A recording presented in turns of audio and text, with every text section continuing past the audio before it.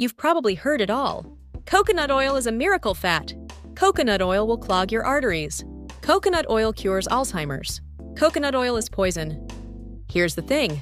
Almost everyone talking about this gets it wrong. And if you're over 40, this conversation matters more to you than to anyone else on the planet. Because how your body processes fat changes dramatically after 40. Your brain changes. Your hormones change. Your metabolism changes. So today, we're cutting through 30 years of nutritional noise, looking at the actual science, and giving you the real answer. Should you be using coconut oil after 40? And if so, how? Stay until the end, because the answer isn't what either side of this debate wants you to hear. Why this matters after 40. Let's start with a truth nobody says out loud. After 40, 3 things shift in ways that make the coconut oil conversation uniquely relevant to you. First, your brain. Cognitive decline doesn't begin at 70. Subtle changes in memory, focus, and mental energy often begin in your 40s and 50s. The brain is 60% fat. The type of fat you eat is literally building material for your neurons. Second, your metabolism. After 40, insulin sensitivity decreases for most people. That means how your body handles carbohydrates and certain fats is fundamentally different from how a 25-year-old handles them. Some fats that are neutral for a younger body become either more harmful or more useful, depending on which fat we're talking about. Third, inflammation. Chronic low-grade inflammation is the hidden driver behind most of the diseases that start appearing after 40. Heart disease, type 2 diabetes, cognitive decline, joint pain. The fats you eat either fight inflammation or feed it. Coconut oil sits at the intersection of all 3 of these issues. That's why this isn't just a trending food debate. For anyone in midlife, this is genuinely important. What is coconut oil really? To understand coconut oil, you need to understand one thing. Most nutrition headlines never explain properly. Not all saturated fats are the same. Coconut oil is about 90% saturated fat, which is why it terrified cardiologists in the 1990s. But here's what they missed.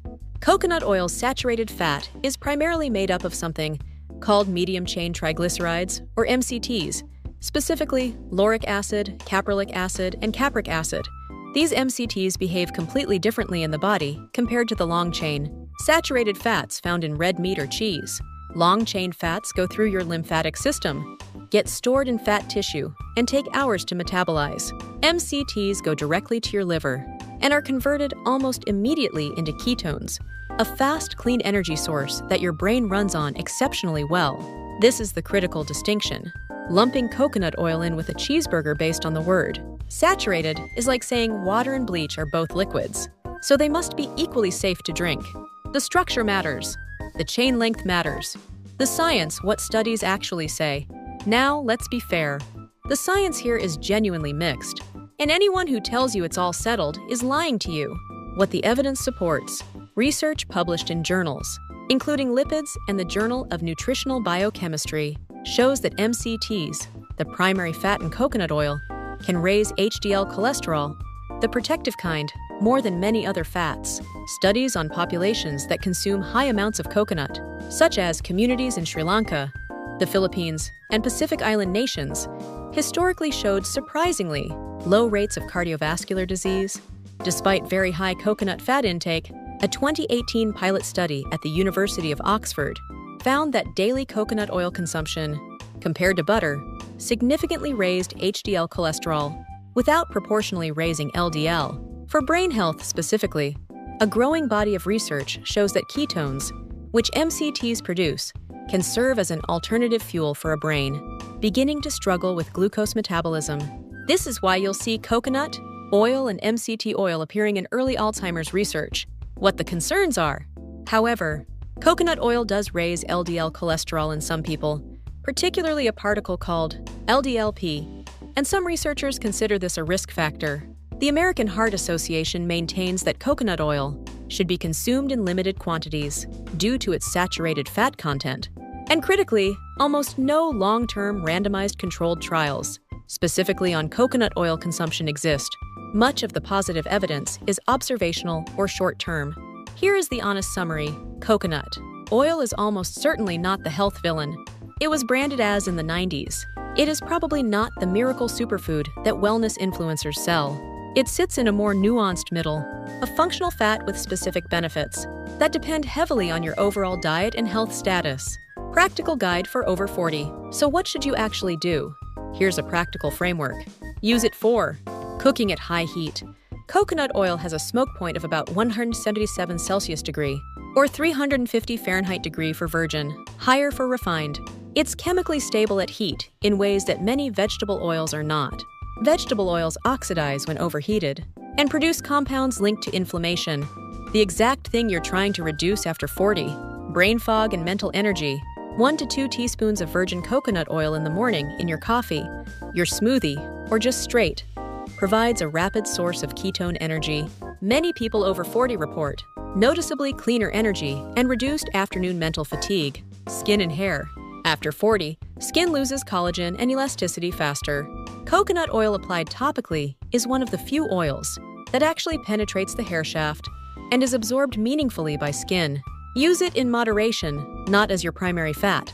2 tablespoons per day is a reasonable ceiling for most people. Your primary cooking and dietary fats should still be extra virgin olive oil, avocado oil, and fat from whole foods like nuts, seeds, and fatty fish. These have far more comprehensive long-term evidence behind them. Avoid it if you have familial hypercholesterolemia, a genetic condition affecting LDL processing. In this case, any saturated fat needs careful management with a doctor. Choose the right type, always virgin or extra virgin, cold-pressed coconut oil.